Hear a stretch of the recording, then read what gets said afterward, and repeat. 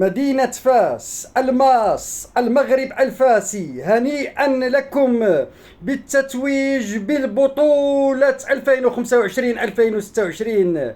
مدينة فاس أسياد الكرة مغربيا لموسم 2025-2026.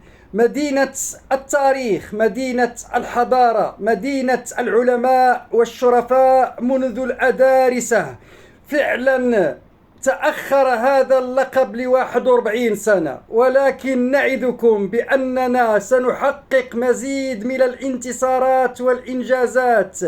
أنعم الله وأدام الله على هذه المدينة الروحانية العلمية التي تعتبر أول مدينة في الدولة المغربية منذ الشرفاء الأدارس أحفاد رسول الله، وهو فعل خير للمنتخب الوطني المغربي الذي سيحقق كأس العالم 2026.